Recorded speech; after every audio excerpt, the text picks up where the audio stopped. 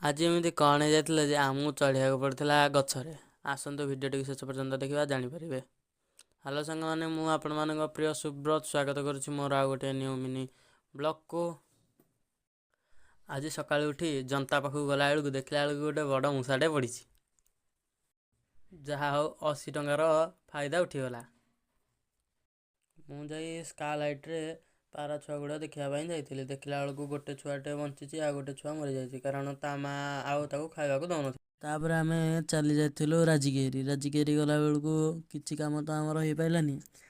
ତାପରେ ଆମେ ଫେରିଲା ବେଳକୁ ଦେଖିଲୁ ଯେ ପେସ୍ତା ବାଦାମ ଗଛଟିଏ ଥିଲା, ତା ଉପରେ ଆଲୋକ ଚଢ଼ିଯାଇ ପେସ୍ତା ବାଦାମ ତୋଳିଲା।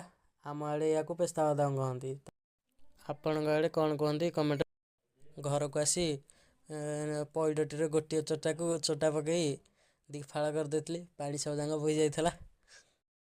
ତାପରେ ମୁଁ ପାରାମାନଙ୍କୁ ଖାଇବାକୁ ଦେଇଥିଲି। ଖାଇବାକୁ ଦେଲା ବେଳକୁ ଦେଖିଲା ବେଳକୁ ମୋର ଆଜି ପୁଣି ଥରେ ଛୁଆ ପାରାଟି ବାହାରି ପଡ଼ିଥିଲା। ବହୁତ ସମୟ ଉଡ଼ାଉଡ଼ି କରିବା ପରେ ପାରାଟି ଘରକୁ ଆସିଥିଲା ରି, କିନ୍ତୁ ମୋର କଳା ପଠାଟି ଯାଇକିରି ସେପଟ ଛାତ ଉପରେ ବସିଛି। ଫାଇନାଲି କଳା ପଠାଟା ଘରକୁ ପଳେଇ ଆସିଲା। ତାପରେ ଆମେ ଫଟୋଫଟିଆଟିରେ ତେଲ ପକାଇ ବାହାରି ପଡ଼ିଥିଲୁ ଆଉ ଥରେ ଯାତ୍ରା ବୋଲି।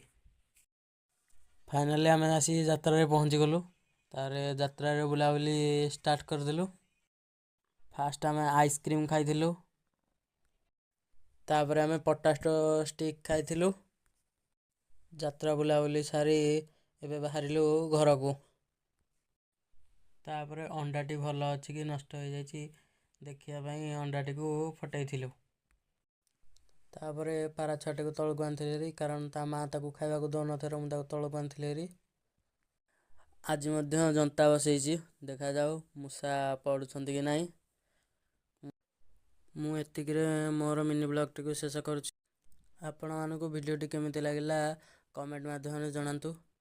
ଭିଡ଼ିଓଟିକୁ ଶେଷ ପର୍ଯ୍ୟନ୍ତ ଦେଖିଥିବାରୁ ଆପଣମାନଙ୍କୁ ଧନ୍ୟବାଦ। ପୁଣି ଦେଖାହେବ ନେକ୍ସଟ ବ୍ଲଗ୍ରେ।